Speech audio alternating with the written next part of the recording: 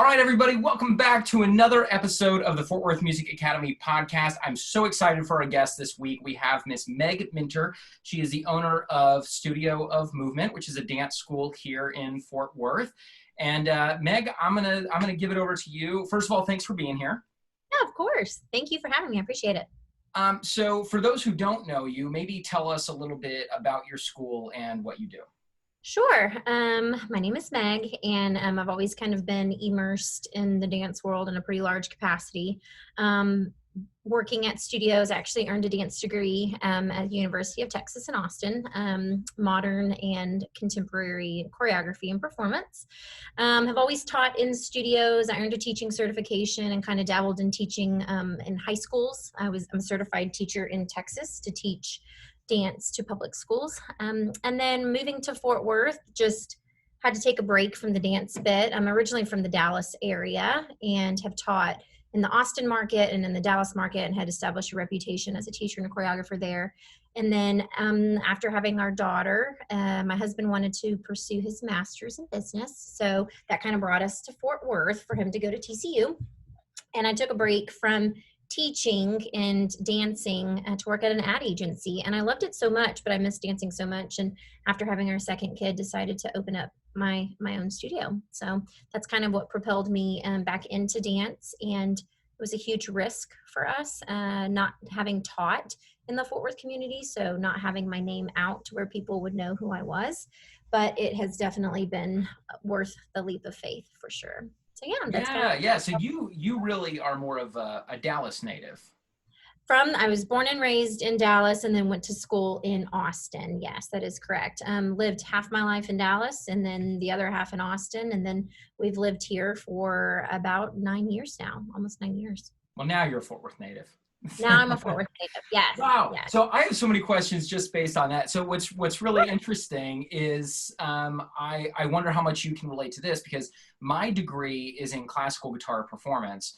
And so, my parents and people were like, Eric, what are you thinking? Like, let's get real. Did you have any pushback on getting a degree in dance? I 100% had pushback. My father, what's so ironic about that is my father is an artist and he graduated with an art degree from Houston. So he knew exactly what I was getting myself into and the job opportunities available.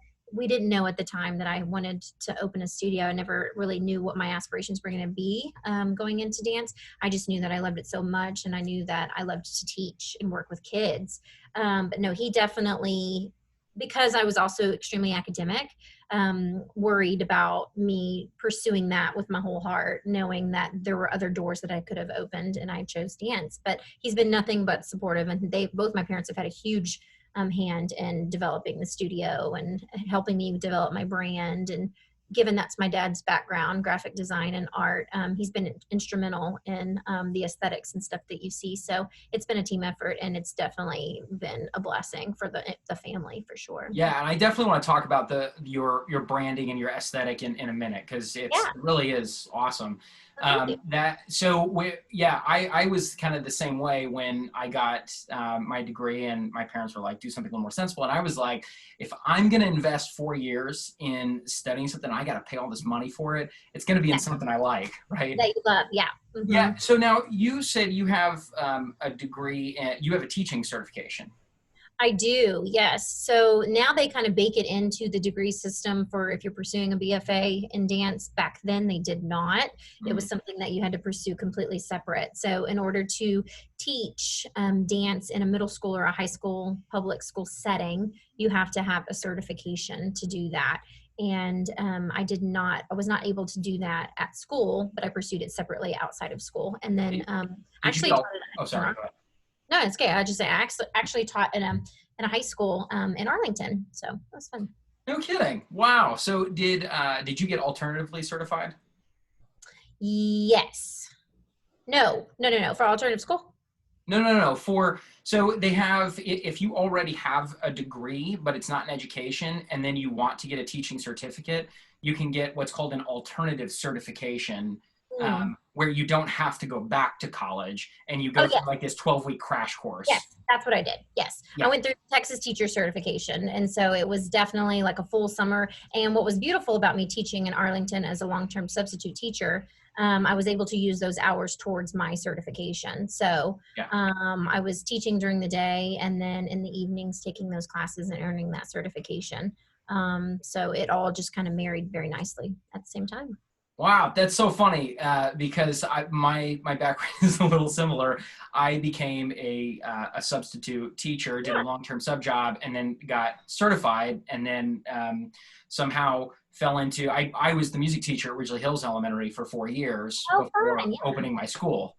Yeah. So No, it sounds like the exact same story. I was approached to be a long-term sub for the drill team director at the time. She had torn her ACL and was going to be out for a very long time with like numerous surgeries. And so I said, if I'm going to commit to an entire fall and half of a spring semester as a long-term sub for a high school, I might as well get a certification while I'm here. And so that's definitely how that all played out. So yeah, it's like very similar story. yeah, yeah, cool, awesome. Well, let's talk a little bit about your school as it currently exists. I want to gush for a second because my youngest daughter Kennedy takes dance lessons at your school, and I remember, and I won't name names. We've been to other dance schools and stuff, and I remember stepping foot into your school for the first time. And as a parent, I was like, I feel safe here. I feel comfortable here. I love the aesthetics. I love the culture that is here. And then as a business owner, I was like, wow, she's figured it out. Like, Oh, she, thank you. yeah. Yeah. So what inspired you to, instead of going to work for somebody else, to say, you know what, I'm going to build my own dance school? Yeah, it's a great question. I've worked for two pretty large studios, one in Dallas and one in Austin, and I've helped build their schools and their clientele and their brand. And I was instrumental in working behind the front desk for those schools and running their registration and sending out their tuition. And so I helped do the business component of those schools. And then I was also instrumental in teaching. Being a dancer and a teacher just came very natural for me, and I've done it my whole life. So I learned very quickly the ins and outs of running a studio, teaching in the classroom and being there with the kids, and as well as working with the dance company, which is competition related. So I just kind of had my foot in all of those doors, and I learned a lot. And then working for an ad agency, and I've always kind of been immersed in advertising culture by osmosis with my dad because he's done that his whole life. But I learned a lot about branding and social media and how to build a website, targeted email campaigns, and how to design those, and Google Analytics. And I just learned a lot about advertising in the 4 years that I worked for an ad agency here in Fort Worth. So I felt like kind of the stars just kind of aligned and kind of put me right at the door of deciding, should I open a studio or should I not? I have all the tools to do so. I know how to run the business component of it. I know how to do the advertising component of it. I obviously know how to teach. I've done that. I've been teaching since I was like 17 years old. And then I've danced since I was 2. It just seemed like it was the perfect scenario. My dad being a graphic designer, and he also owned his own business for over 20 years, Oh, wow. was super instrumental in kind of coaching me and encouraging me and saying like, go big or go home, and be bold in your decision making, and you are set up for success. You can do this. I doubted myself a lot. I've always sat passenger at the 2 prior studios that I worked at, and was very comfortable sitting in that like second seat and helping. And I had all of the tools to do it solo, but I was very, very scared. For one reason, nobody knew I existed in Fort Worth. I had not taught a single student. I have an 8-year-old daughter, so she was my only one signed up at the time. But also just doing it on my own and not having somebody to bounce business ideas off of, or ask questions and kind of communicate was just very intimidating for me. And It can be a very terrifying experience. Yes, it can. It can be super intimidating. And not being from Fort Worth, that also intimidated me because, I had some research to do in terms of what my markets look like. And they are different. You know, you have very drill team markets, and then you have very more artistic dance, and you have competitive markets. And Fort Worth is very unique because they lean way more towards the artistic side of dance rather than like, they're not highly competitive, and drill team like really doesn't exist at all in Fort Worth like it does like in the Dallas school districts and the Austin school districts. So in terms of our classes and what we were going to offer, it was unlike what I have grown for those other two studios. So there was just a lot of things coming into play, but with the encouragement from my father and my husband, my family, we just kind of dove into the water. And I've always been a diver. I've always been, you know, one to trust, knowing that diving in something would catch me. And so that's kind of what we did. And my husband is in commercial real estate, so he kind of knew good areas to look for and how to negotiate rent opportunities. My brother is a printer, so he printed all of our large format items and our print materials needed to advertise.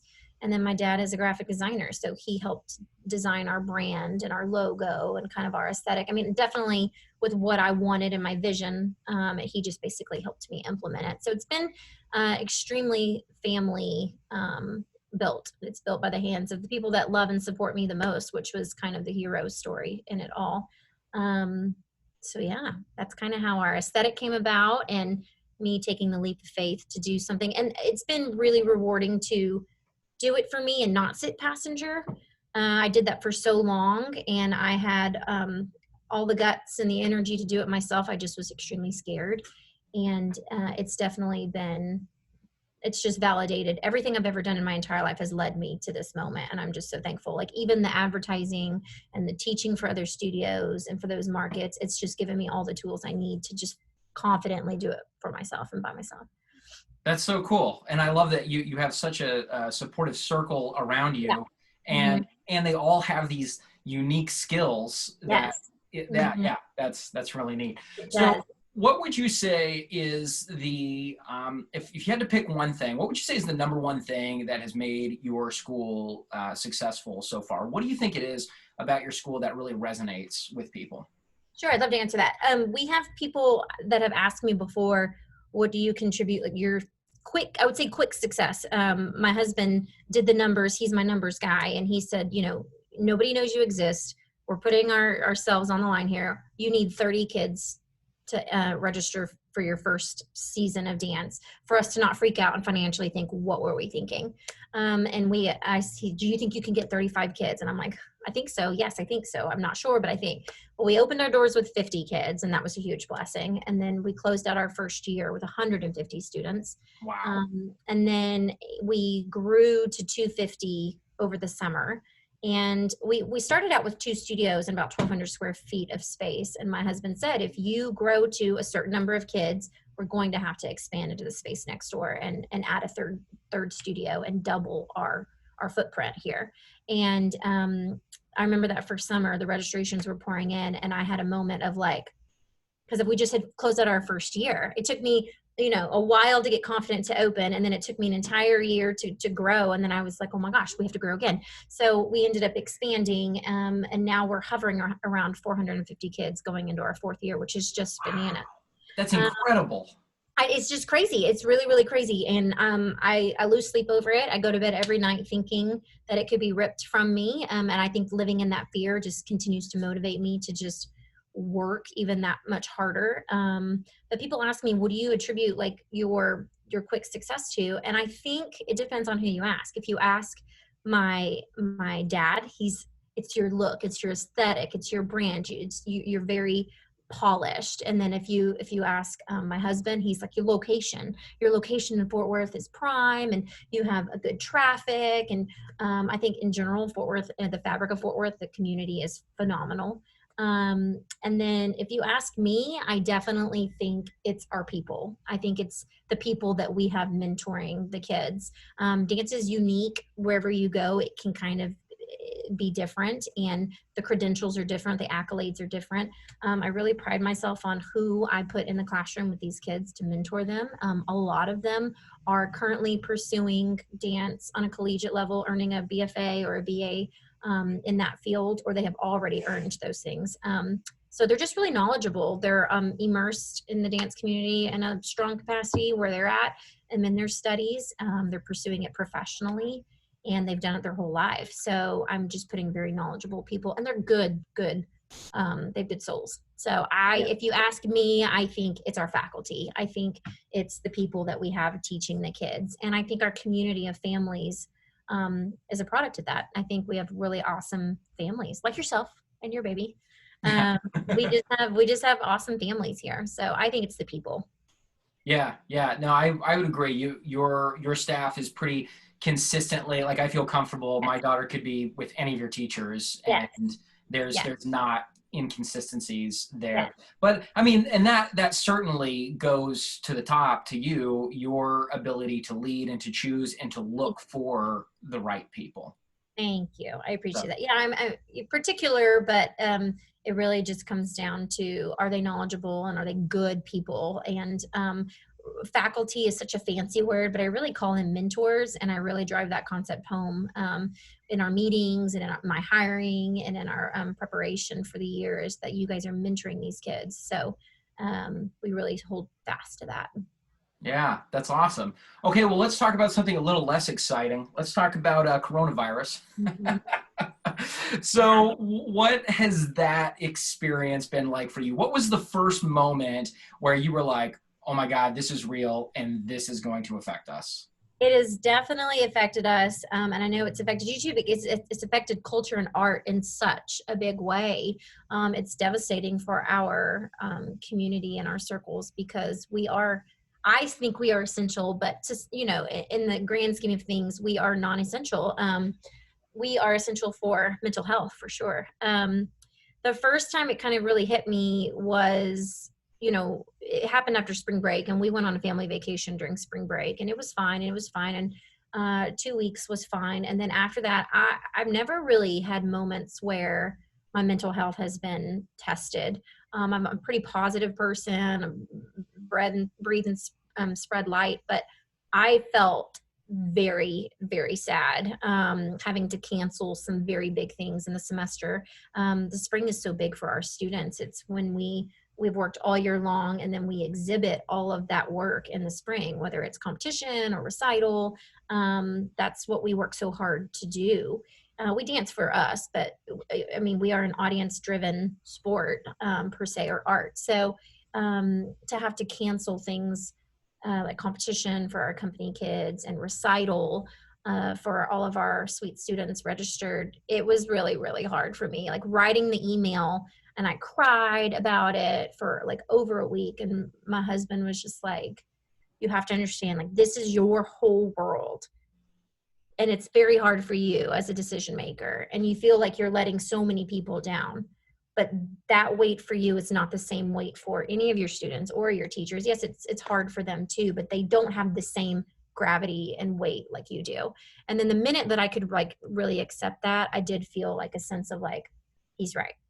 I mean, this is awful for everybody. I've worked so hard to build what we have, knowing that we're going to come back from it. We will. But that was really, really hard for me to cancel some of those big events for our students, because I felt like I was letting all of the kids down, and I don't like feeling like that.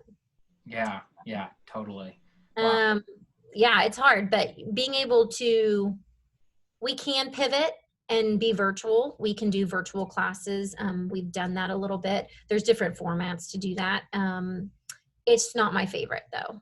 It's just not my favorite. It's just not, I mean, we are an in-person driven thing. And so that's been hard.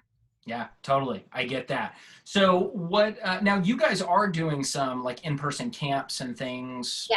now. So we closed everything down for, I like to say, our theater was dark for about 100 days. We started in June with some camps for the little ones, some toddler camps.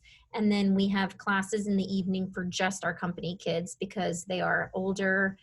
We know that we can kind of control the social distancing aspect of those requirements.